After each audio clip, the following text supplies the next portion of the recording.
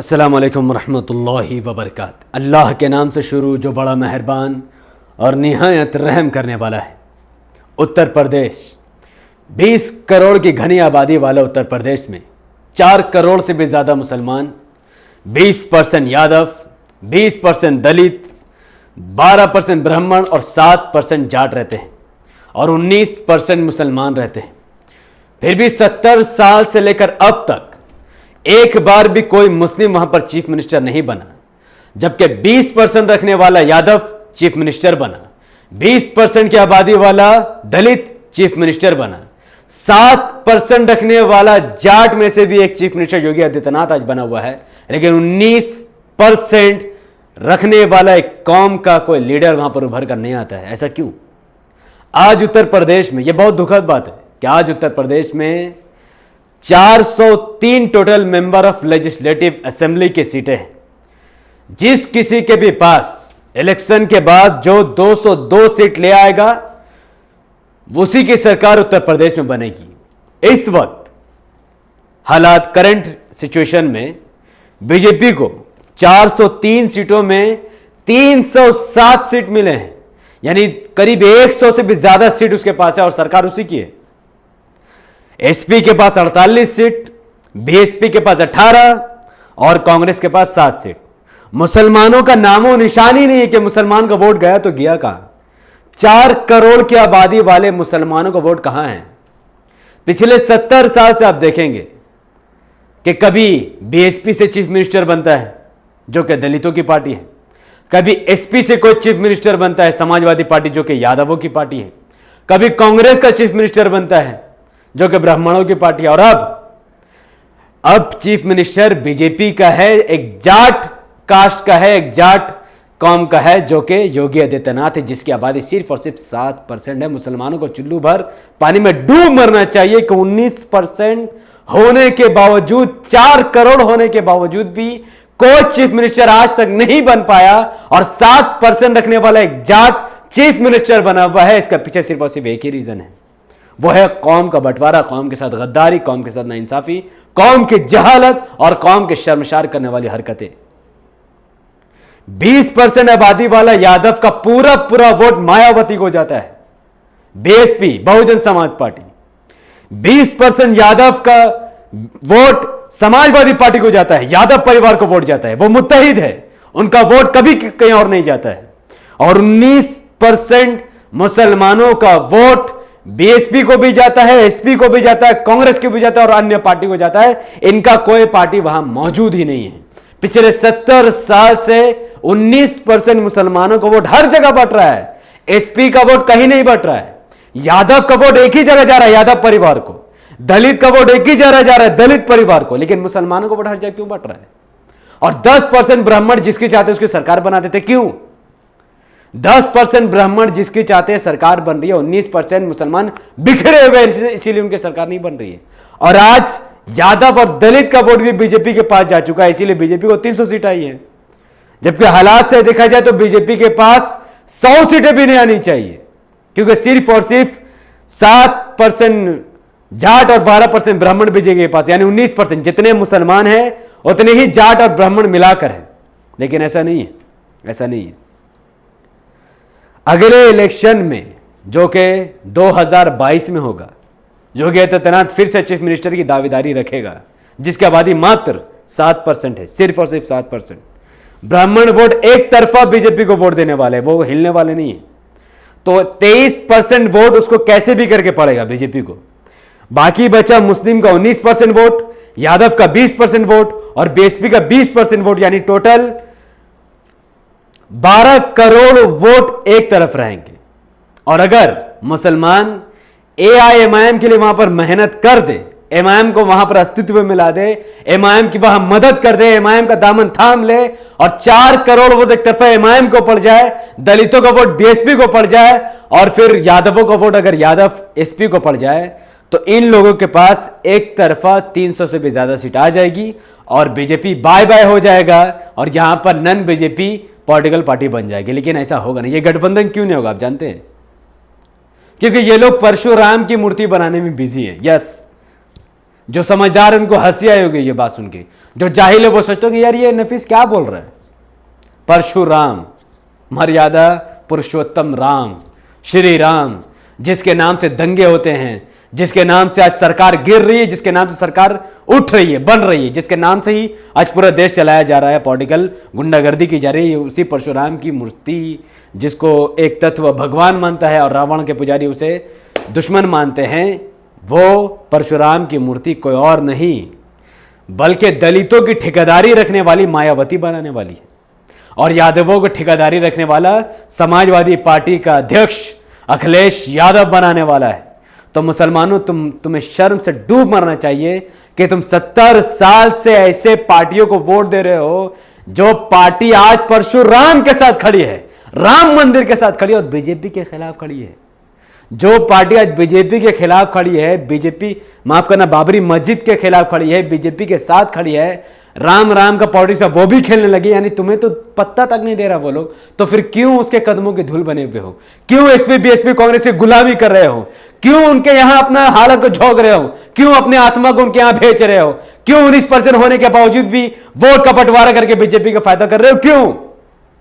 आज अगर मुसलमान 19% मुसलमान का वोट पूरा एमआईएम को आ जाए तो यूपी में 100 से भी ज्यादा सीट एमआईएम की आ सकती है, 100 से भी ज्यादा सीट, और कम से कम 20-30 सीटों पर टक्कर का मुकाबला हो सकता है।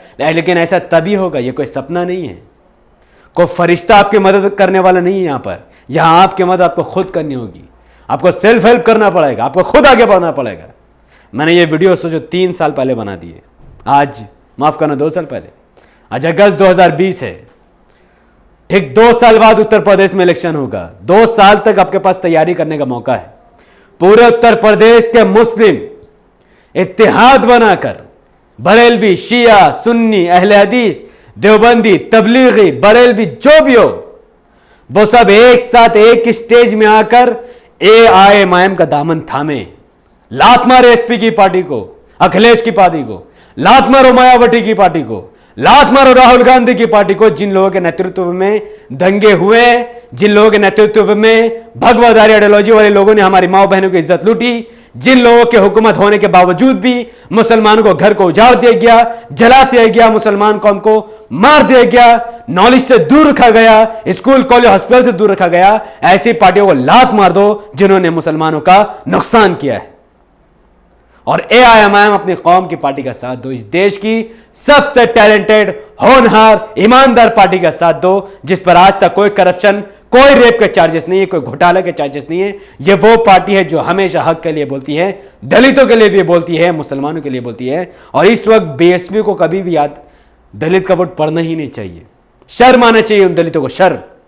जिन बाबा साहेब अंबेडकर ने मूर्ति पूजा के खिलाफ एक कदम उठाया, हर मूर्ति नहीं बल्कि उन्होंने लाखों के भीड़ में स्टेज में चढ़कर लोगों को वादा दिलाया कि वो किसी भी हिंदू समाज के देवी देवताओं की पूजा नहीं करेंगे। और बाबा साहेब अंबेडकर के मानने वाले वो दलित समाजों ने कसम खाई थी उस दौर में कि बाबा साहेब अंबेडकर ने ही उनको गुलामी से आजाद कराई थी, जात पात के धर्म से निकाल दिया था और उनको न्याय दिलाया था। इसलिए आज बाबा साहेब अंबेडकर की बात को मानते हुए उस दलित समाज ने उस दौर में बाबा साहेब अंबेडकर के सामने यह वादा लिया था, यह कसम उठाई थी कि हम कभी भी हिंदू सभ्यता की किसी भी मूर्ति की पूजा नहीं करेंगे, उनके किसी भगवान को भगवान का दर्जा नहीं देंगे, तमाम लोगों ने। और आज वो मायावती जो बाबा साहेब अंबेडकर को अपना आइडल मानती है, अपना उम्मीद मानती है, उसके नाम पर वोट लेती है, वो मायावती आज परशुराम की मूर्ति बनाने के लिए हामी भर रही है। यानी आज का बीएसपी नहीं बल्कि पूरा बीजेपी बन चुका है। और यादव समाज जो यादवों का वोट लेता था वो आज भी बीजेपी के साथ खड़ा हो गया है, उसका अपना कोई होप नहीं, वो यादव समाज का ही वोट ले सकता है बस। अब मुसलमान निहत्ते खड़े हैं, लेकिन एक उम्मीद की पतंग आज भी मुसलमानों के लिए जल रही है। वही उम्मीद की पतंग मुसलमानों को उम्मीद, मुसलमानों का भरोसा, मुसलमानों की ताकत बनेगी और उत्तर प्रदेश में एक नई ताकत बनकर उभरेगी। तब उत्तर प्रदेश में एमआईएम की 100 सीट आ जाएगी। तो हम अकेले सरकार नहीं बना सकते, लेकिन एमआईएम ना चाहे तो कोई दूसरा सरकार बना भी नहीं सकता है।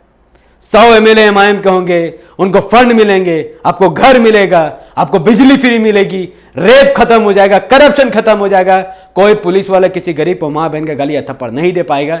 यही तो एमआईएम का काम है। एमआईएम का काम बोलता है, उनका बनाया हुआ स्कूल, उनका बनाया हुआ कॉलेज, उनका बनाया हुआ हॉस्पिटल, उनका बनाया हुआ इंस्टीट्यूट, लोगों द्वारा जो लोगों की खिदमत कर रहे हैं, उनके काम। अगर ये सब काम आपको चाहिए तो आपको एमआईएम का साथ देना होगा। 2 साल है आपके पास। मुसलमानों उठो, दलितों उठो। मुसलमान जो ईमानदारी की दावा करते हैं, जो अल्लाह पर यकीन करते हैं, जो मुनाफिक का साथ नहीं देना चाहते, जो गद्दारों का साथ नहीं देना चाहते, जो चोरों चक्कों का साथ नहीं देना चाहते, जो कौम के खिलाफ लड़ रहे लोगों का साथ नहीं देना चाहते, वो एमआईएम का साथ दे, वो एमआईएम के लिए खड़ा हो। 2 साल तक गली छुट्टी का मेहनत करके लोगों को बताए आपको एमआईएम में ऑफिशियल शामिल होने की जरूरत नहीं है। मैं एमआईएम में ऑफिशियल शामिल नहीं हूं। अपने घरों से शुरुआत करो, अपने माँ, अपने बाप, अपने भाई, अपने बहन, उनको बताओ एमआईएम कैसी पार्टी है। एमआईएम के बनाए गए स्कूल, कॉलेज, हॉस्पिटल को दिखाओ उनको कि ये एमआईएम ने बनाया है। असद साहब जो बात पार्लियामेंट को उनको दिखाओ कि असद साहब ही मुसलमान और दलित के लिए बोलते हैं। यही हमारी उम्मीद की पतंग है, यही अगली बार इलेक्शन लड़ेगी। माँ बाप, भाई बहन, पड़ोसी, रिश्तेदार, दोस्त को बताओ कि अगली बार वोट इसी को देना। झंडा एसपी का लगाओ, बीएसपी का लगाओ, कांग्रेस या सीपीएम या फिर बीजेपी का लगाओ, लेकिन वोट सिर्फ और सिर्फ पतंग को ही डालना चाहिए। ऐसा 2 साल तक अगर एक एक इंसान अपने हिसाब से मेहनत कर दे तो बिना पैसे लगाए ही एमआईएम एक तरफा इलेक्शन जीतेगी और करप्शन खत्म कर देगी। ये तभी होगा जब आप सब मुत्तहिद होंगे। और 20% दलित जो रत्ती बराबर भी बाबा साहेब अम्बेडकर की मोहब्बत करता है, वो बाबा साहेब अम्बेडकर को आज वैल्यू देता है। जिस हाथ ने संविधान बनाया उसकी इज्जत करता है, उस संविधान की रक्षा करना चाहता है। तो आज संविधान का रक्षक मायावती या अखिलेश यादव या राहुल गांधी नहीं है, बल्कि सिर्फ और सिर्फ अकेला असदुद्दीन ओवैसी है। यह बंदा अगर कमजोर पड़ा, यह बंदा अगर खत्म हो गया तो संविधान को खत्म करने में टाइम नहीं लगेगा, क्योंकि असदुद्दीन ओवैसी है तो आज संविधान बचा हुआ है। असदुद्दीन ओवैसी खत्म तो देश का संविधान भी खत्म। ये याद रखना, क्योंकि असद साहब के पास जो नॉलेजेबल पावर है वो आज हम में से किसी के भी पास नहीं है। बाबा आज के दौर का दूसरा बाबा साहेब अम्बेडकर कोई और नहीं, बल्कि मुस्लिम समाज का एक, भारत के एक अजीम लीडर असदुद्दीन, बारिश असदुद्दीन ओवैसी हैं, जो आज बाबा साहेब अम्बेडकर का मिशन को लेकर चल रहे हैं। जात पात के खिलाफ लड़ रहे हैं, दलितों आदिवासियों के लड़ रहे हैं। वो दलितों को शर्म आकर अपने दिलों में गैरत जगाकर सीधा सीधा एमआईएम को खुलकर समर्थन करना चाहिए। लात मार देनी चाहिए इनको, बीएसपी को, और सपोर्ट करना चाहिए एआईएमआईएम को, क्योंकि एआईएमआईएम ही आज संविधान और बाबा साहेब अम्बेडकर के लिए बात करती है। मायावती खामोश होकर परशुराम की मूर्ति बना रही है। फिर भी मेरी बातों से किसी को भी बुरा लगा हो तो मैं दिल से उसको सॉरी बोलूँगा, क्योंकि मैं किसी को तकलीफ देने के लिए वीडियो नहीं बना रहा। ये वीडियो किसी भी जात, धर्म, समुदाय के खिलाफ नहीं है, बल्कि ये वीडियो सिर्फ आपको जगाने के लिए है। मुस्लिम जागो अभियान, मुस्लिम जागो मिशन के लिए है, ताकि वो जागे, दलित जागे, वो माहौल को समझे कि जो नेता आज तक बाबा साहेब अम्बेडकर के खिलाफ थे, वो नेता आज परशुराम के साथ, बाबरी मस्जिद के खिलाफ, बीजेपी के साथ और मोदी के साथ खड़े हो गए हैं। तो आपका एक ही सहारा बचा, असदुद्दीन ओवैसी, जिसको लोग आज कमज़ोर समझ रहे हैं। वो आने वाले वक्त का देश का प्राइम मिनिस्टर बनेगा।